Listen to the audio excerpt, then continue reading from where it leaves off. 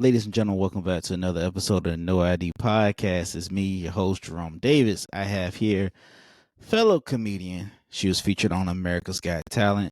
She is a professional of living her best life. If you see her Instagram, her page is nothing but vibes. You see her all around doing her thing. I'm very proud. I discovered her. I wouldn't say discovered her. I saw her on the Explore page. I won't say discover because I'm not no damn talent host, no booking agent, or none of that. The You're one and not only Christopher Dara Jermott. Columbus. Hell no, I ain't no Christopher Columbus. He ain't discovered shit. Dara Jermott, how you doing? I'm doing well, Jerome. I'm very happy to be here. Thank you for that amazing intro. One thing is, I have to clarify before people get on Google and start calling me out. I was not actually on America's Got Talent, but I auditioned for the executive producers. So that's where that picture came from. Just so I just don't want anyone being like this. So yeah, but yeah, I got far in the game, but never made it to the actual stage. Okay. Let's start there. How was that audition? Because I just did one back in February. How was that audition? Was it a little nerve wracking or? It was nerve wracking. I had a really non-conventional audition, and congratulations on your audition. That's awesome.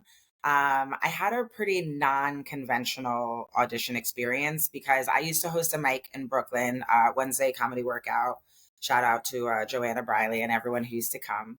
And we were approached for one of the producers to come to the mic and have an audition there. So I was hosting the mic. I almost didn't even audition because I don't know, it felt weird. I don't know. I was getting in my head. I don't know why I wouldn't have auditioned. That would have been silly.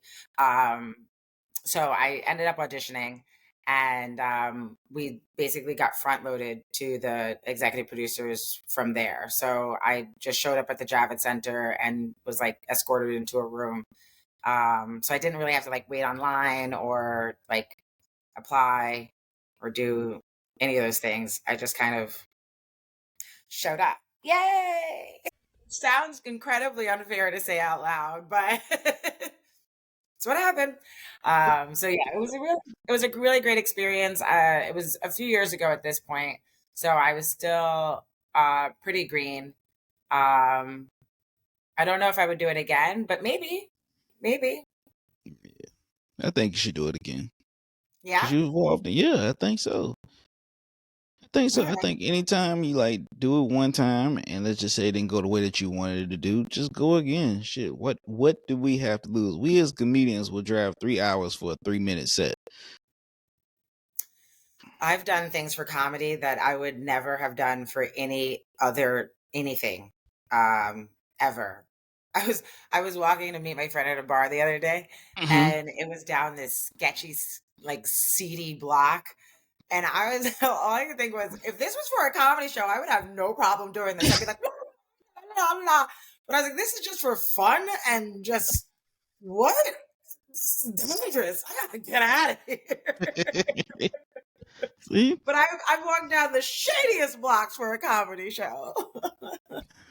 I walked through the shadiest blocks, performing the raggediest of buildings. We all know how that shit starts, man. Exactly. I've gotten off the subway and I looked at the street sign and I'm like, these are addresses I've only heard in rap songs. Like, 1, 2, 30, 31 planes. I'm like, here we are for a comedy show. Let's do it. Damn, what's the raggediest or like most sketch place you've ever performed at? I'm gonna say recently. Recently.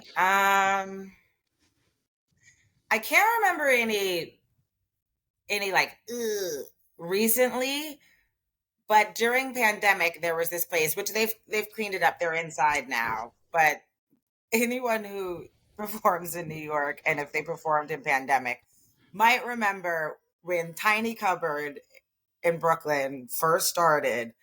It was on the rooftop, and you had to climb several stairs, one including one where it felt like you were at any moment going to fall off and fall to your death.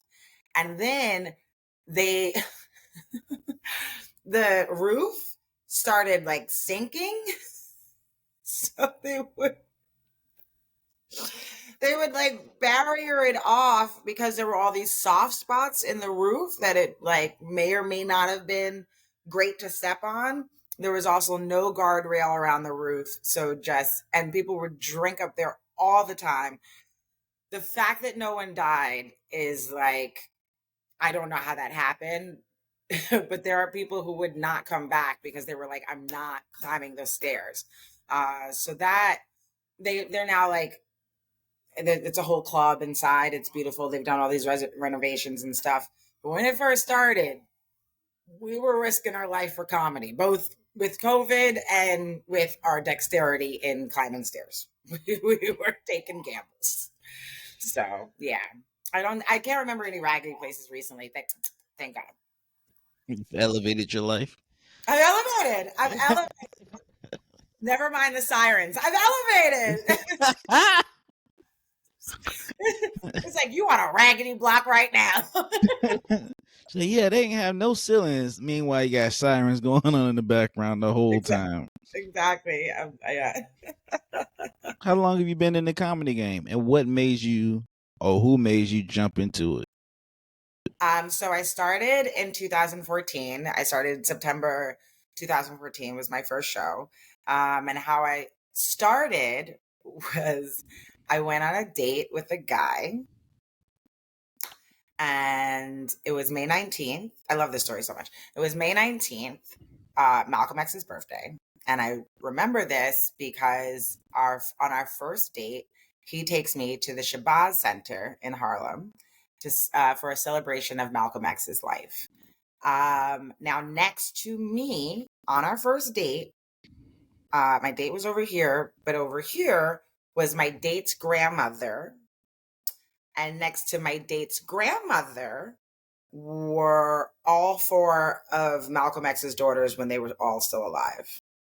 So I only give you the context of this so that you can understand how I was so upset later.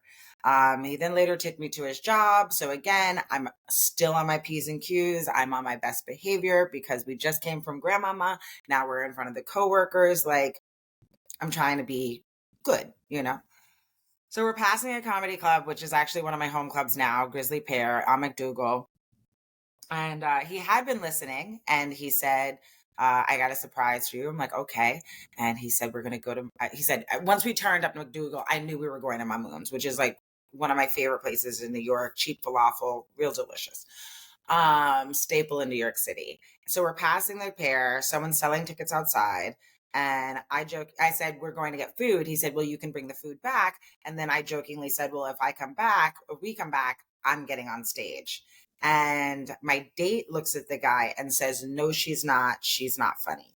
I can still feel my blood boiling every time I tell this story. My blood boils just to the point where I want to cause physical harm to this man whose name I can't even remember at this point. Like, I can't even remember who this dude was. But I remember we got Mamoun's. We came back to the show. The crowd work wasn't going well. My responses to the crowd work were better than their punchlines. And then at the end, my date was like, oh, you are funny. And I was like, this is above me now. This is above you now. I now have to show the world how funny I am because you got me fucked up. Ooh. So yeah, we're on a petty revenge mission. 8 years in. Look, I'm a Sagittarius. I hold a grudge. Okay. Once you cross me, you're dead to me, and I'm going to piss on your ashes. So that's what we're doing. So yeah, that's how I started to get into comedy. You remember that first time? Have you ever bombed? You remember that first bad show, that first bad set, like that first bomb? And how was it? Okay, this is gonna sound like BS, but I fundamentally don't believe in bombs. Okay. Here's why. And he actually told me to stop telling people this, but can't stop telling people this. And then when I tell people this, I've got to give the credit. So it's a chicken and egg. I was having a conversation with Tony Woods one day, and he was like, we had both done Mingles, and Mingles is a particularly hard show. I had been warned. So that was technically a bomb. Like it was like performing for old Caribbean people. Like it's like being at my family reunion and nobody cared. And it was really hard because the championship game was playing behind us, the NBA championship. It was like it was like LeBron and Curry. So this was a few years ago too. And I come back in after my not great set, and he's like basically watching the game with them. Like he's just handling it so well. And when he got off stage, we're having a conversation, and he's like, there's a difference between winners and champions. Winners lose, champions learn. So from every bomb experience that you have, it's really an opportunity to learn something. It's an opportunity to look back, listen to the tape. What didn't go well? Was it my energy? Did I need to clear something from my head before I got on stage? Was it something that was happening in the room that I didn't address? Did I miss a word in one of my setups? What happened? It's a way to be inquisitive about what it is that you're doing and how people are receiving it, rather than just be like, oh, that didn't go well, and like want to shoot yourself. So ever since he said that, that kind of like shifted my perspective on how I think about not doing well on stage. But we can call Mingles a bomb. Also, I was supposed to do like 5 minutes, and the host, shout out to Smokey, left me on stage for like 13 minutes, and I didn't know that was gonna happen. And it was like 8 years ago, so I was mentally prepared for 5, and here we are 13 minutes later. I'm just trying to entertain these old Caribbean people. I just felt like it was like my grandpa just looking at me, just like not happy to be there. Very, very upset at me for interrupting his sports watching. Yeah, we got a room. We have a room like that here in Virginia, and it's the same way. It's like a Caribbean, Jamaican type spot.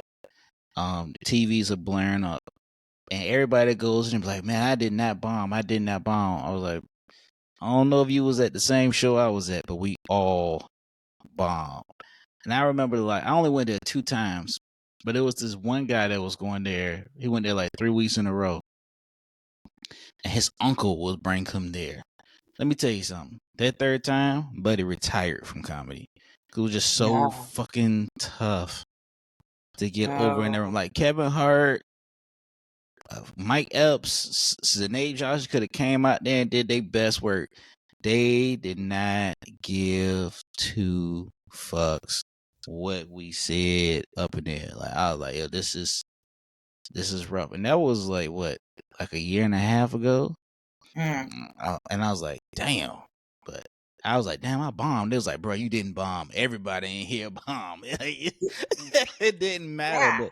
But you hear folks, man, killed that shit. I'm like, bro, I don't know what room you was in, but you bombed.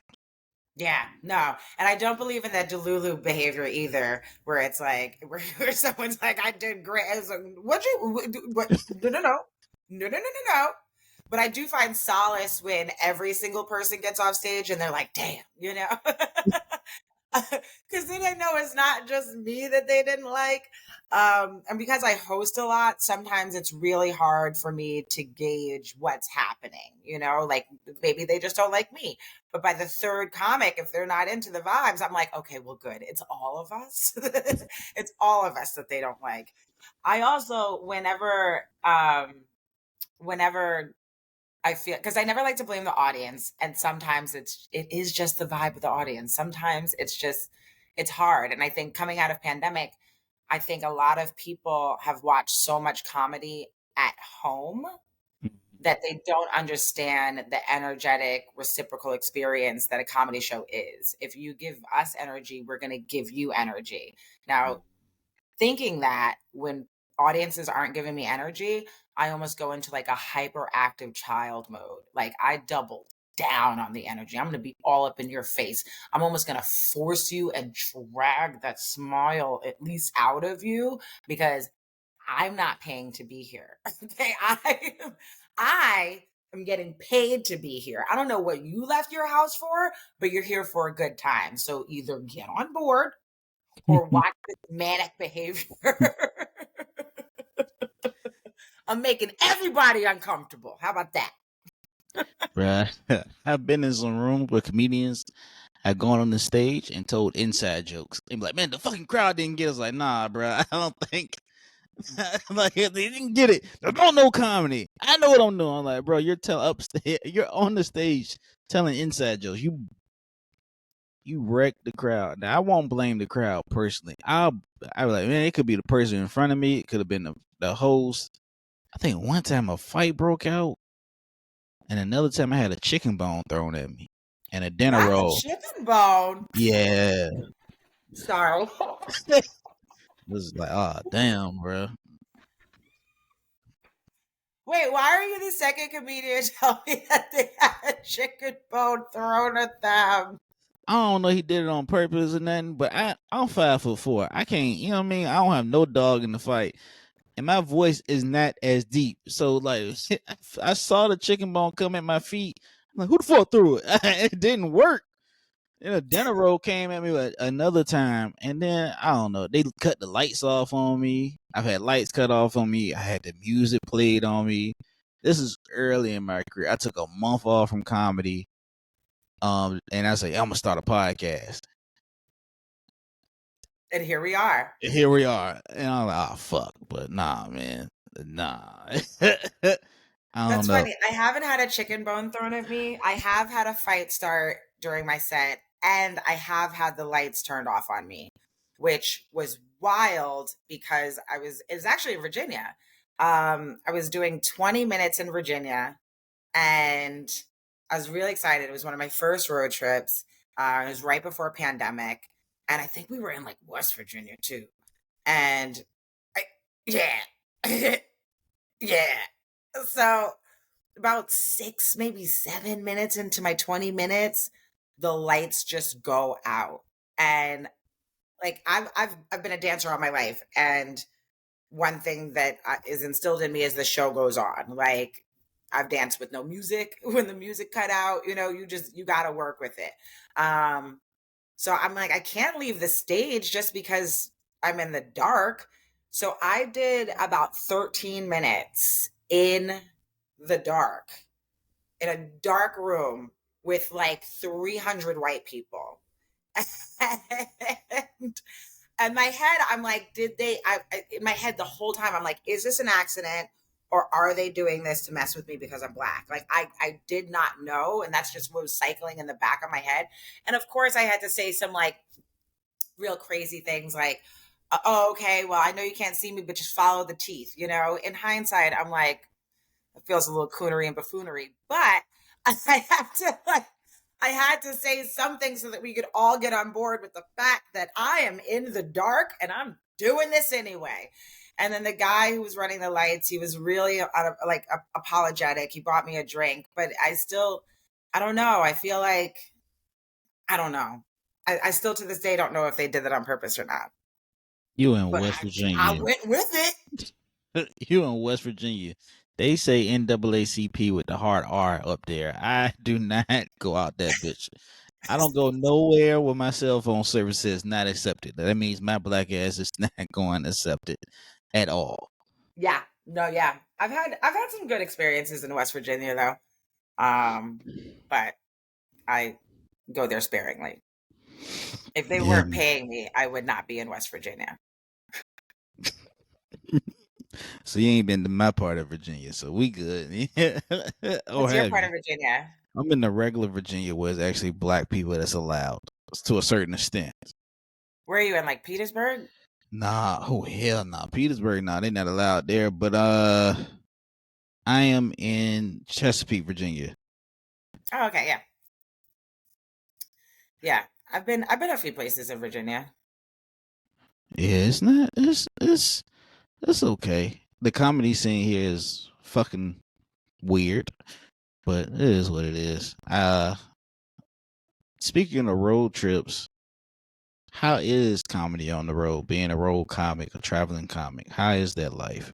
Is it interesting? I know you get different vibes and stuff like that. Yeah, it's different vibes. I haven't done, I want to do more of it. I haven't done as much road comedy as I would like to. I've done Virginia, I've done Boston. Um, I've even done it in like London and Barcelona. Hmm. Um, but I find the road life to be it's interesting and also a little lonely. Because you're there and you're just waiting all day for this show at night, and it's lonely. But also I like adventures, and I like meeting people, and I like going to different spaces. And like I just did a show in Atlantic City a few weeks ago, and there were these people from Pine something, New Jersey. I can't remember what it was. And I'm from New Jersey, and I had no clue what they were talking about. Um, and there was like these people from Pine, whatever, New Jersey, looked like they had never even met a black person. Like there's no black people there after the sun goes down ever. Um, Look, they were getting real sundown, sundown vibes. Um, But what was so great is that when I got on stage, one of the guys, like trucker hat, beard down to here, came over and patted my shoulder. He was like, "You were so great." So there's something I think really magical. And even that same thing happened when I performed in West Virginia. Like I was walking around the casino after, and I was having all these conversations with people who I wouldn't be able to interact with if I didn't do comedy. Like if we were just two people in Walmart, we wouldn't talk to each other. I mean, I probably wouldn't be in their town if someone wasn't paying me to begin with. But to be able to have that bond and to be able to get past the perception of what each other is thinking about the other, and unify over jokes that I made. I feel like it's tremendously gratifying. Yeah, I get it. When I go out of town, I book my hotel to make sure it has like a restaurant in the hotel because I don't know shit about what's going on. I think I was in Connecticut one time. I was at the Mohegan Sun performing. I was like, oh hell no! I'll make sure my shit got a cafe in there. I was in LA, did the same thing. But like the anticipation of waiting for the show. Like I'll get there the day before. I'm like, I'm gonna get there the day before, get myself together. But the anticipation for waiting for the show, like you're trying to clear your head, like I don't want to go out here and waste time and whatever other money I invested to essentially bomb. Did you bomb? Emily, you could I say? didn't. I bomb. I didn't bomb. I didn't bomb. I had a okay set. It was very mid to what I do, and that's when I was in Connecticut, and I was like, yo, what the fuck? But I had a guy. I got mad and a little envious because he got up there and just talking about shooting cocaine up for 5 minutes. And I was like, I don't even take cough syrup. Why don't you take cough syrup? I believe in holistic healing. We're gonna leave it there. We're gonna leave it there. We're gonna leave it there. Yes. We're gonna leave it there. I actually like New York comedy because New York comedy shows is one of the reasons why I got into comedy. Like I credit a lot of people in New York. Like I love Jerry Seinfeld is my favorite comedian, plain hands down and simple. And Bad Boys of Comedy in my eyes was like the shit before, but it was canceled too early. So when Bad Mhm. Boys of Comedy came around, when you brought up Tony Woods, that's when I first discovered Tony Woods up there. But it was like a smorgasbord of people with Bad Boys of Comedy because you got the New York comics, you had the down south comics, you had Midwest, East Coast, whatever. But I've interviewed and talked to a couple people in New York, and they just love it. They say, "Oh man, I could go to 3 mics a night." Compared to Virginia, we only have like maybe one or two quality ones they'll pull up. Yeah. That's the thing. That's one of the things I love about New York and performing here is, the money obviously is other places. But the fact that you can get, I know someone who can do like 5 shows average a night. I can't remember who has the top, like who's done the most and how many that was.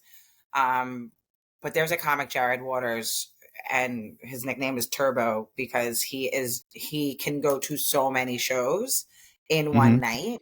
And then, I talk to people who perform other places and they're like, yeah, well, maybe it's like if we get 3 shows a week, it's good, and they're so far away from each other that you can't get from one to the other.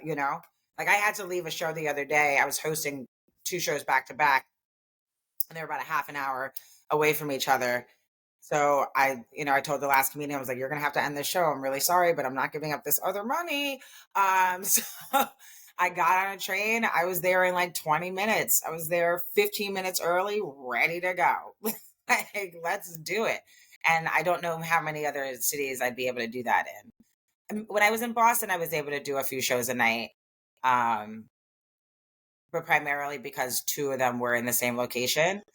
Mm-hmm. But I was able to take the T and get to the other one. It was not as easy though as it is in New York. Yeah, no. Ours is like you'll get one, it'll start off good, and then it just turns into a fucking fiasco. So I'll step away from that.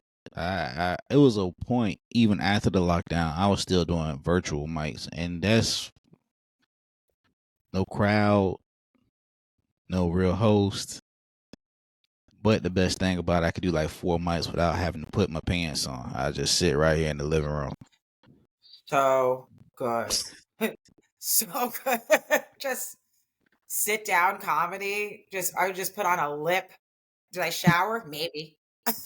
Maybe. Maybe. You Maybe. can't smell me through this screen, so it doesn't matter. During pandemic, I wasn't sure I was going to do Zoom comedy. I know people had like attitudes about it and maintained that same attitude throughout pandemic. But then I ended up started making a lot of money doing Zoom shows. Like these companies were paying bread, so for 10 minutes, and I didn't have to leave the house. Just sign me up.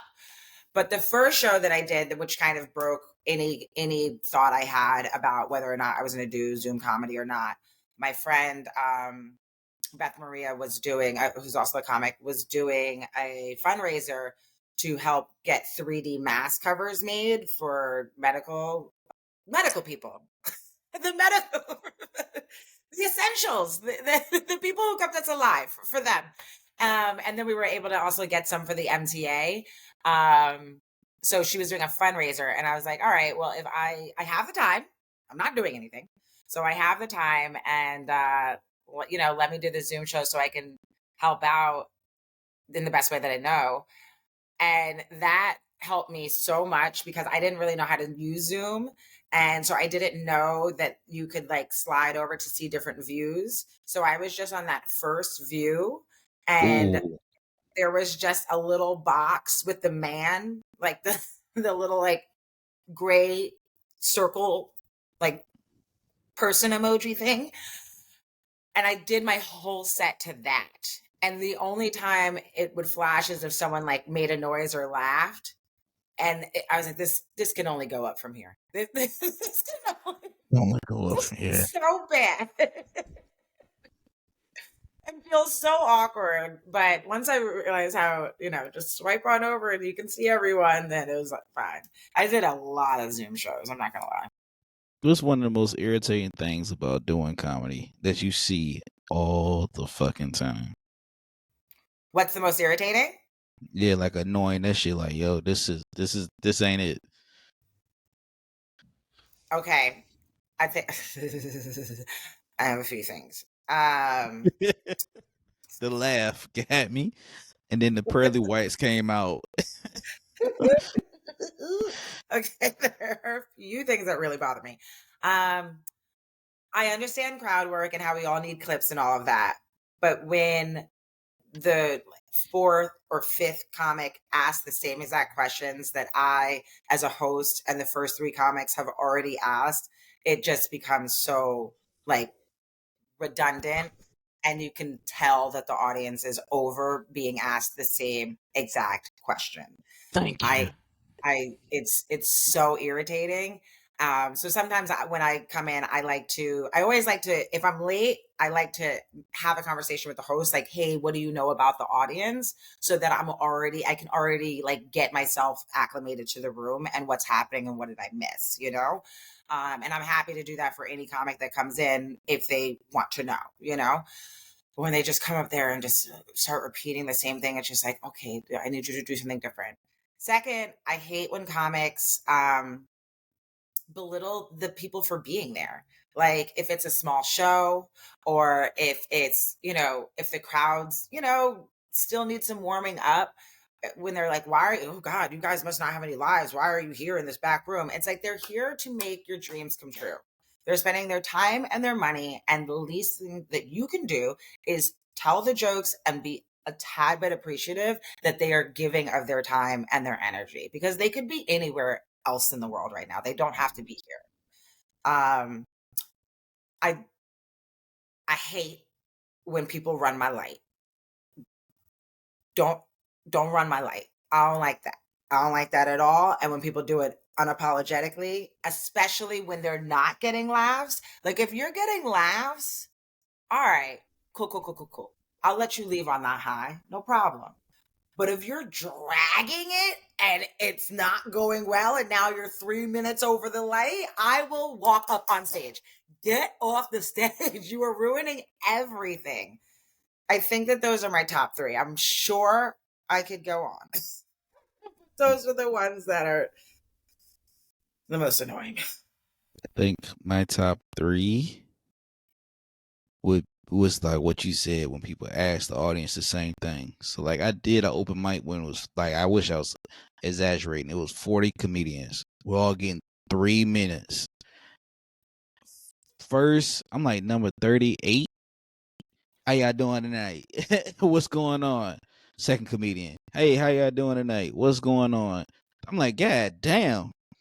So I call myself going up there and say, hey, yeah, y'all doing tonight? Don't worry about answering it. You had 37 other comedians before me say the same shit.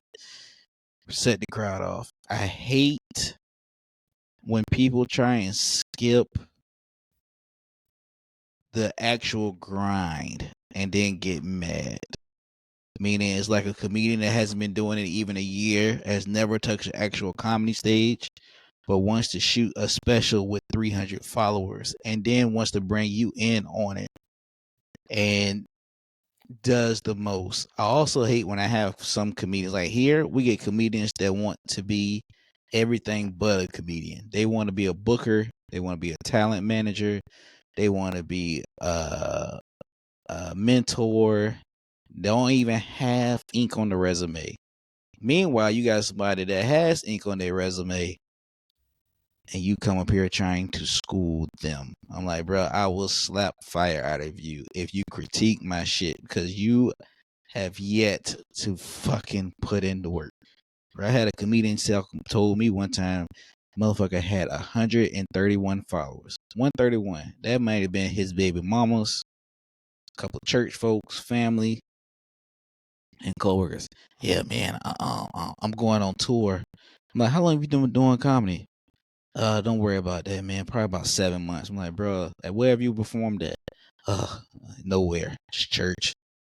I was like, yeah, that shit ain't gonna work, big dog. I think you need to come on back to the drawing board, get a little, get a 10 good quality half-hour set and come back and holler at me. But that's the one thing. And then they hit you up when the shit don't go right and get mad. It's like, tried to warn you. Tried to tell you. But okay. No, yeah, I think people like to skip steps and don't want to put in the work, and that is very annoying. But I guess, to each his own. Everyone has their own journey. Big facts. Big facts. Before we sign off, let me just say this. One, I appreciate your patience with the interview. Yeah, I had a great time. I did too. Yeah, this was fun. Hey, man, if you're ever in Virginia, not West Virginia, Because I'm not gonna be there. I'm not gonna be there. Hell no. Oh, Pete, he said Petersburg last time. Petersburg, and we got something called Lynchburg. You would never see me there. I think I've actually been to Lynchburg. No, Dunwoody, Dunwoody, Didwoody. Dunwoody. I've been to Dunwoody. My friend's buried there. Rest in peace, Darian. Yeah, I've been to Dunwoody, and we used to go to Petersburg. My godmother is from Petersburg, Virginia. It's nothing but land and peanuts out there. Okay. Yeah, I saw. Like, fuck no. And churches, lots of churches. You praise the Lord and get some boiled peanuts in the same radius. You know what I mean? Exactly. Before we go, like I said, I do appreciate everything. I need to communicate better. I had a lot of stuff going on. Well, not a lot. I was just focused on that one thing. And now I'm back. But I definitely appreciate the interview. If anybody wants to see your content, get in contact with you and see the brand, where do they go and how do they find you? So you can find me on the Old People app, Facebook. I'm still on that. Dara Jermott, 2 M's, 2 T's. I'm also on Instagram at chocolate, JEM. Not because I don't know how to spell gem, okay? It's just a play on my last name, which is JEMMOTT. I'm not on Twitter or X or whatever it's called because I don't want to get canceled before I start a career. And I am reviewing my content on YouTube, but you can also catch some of the things that I've done on YouTube. Dara Jermott is the channel. Yeah, make sure you support Dara Jermott, man. This I know something's about to pop for. All right, if it's not already has, it's definitely something in the works. But make sure you like, share, subscribe her content as well as my content. We're gonna put the links down below in the description. And once again, Miss Dara Jermott, I appreciate you coming on and the patience that you've had with everything. So I'm signing off here for No ID. Go ahead, start the recording.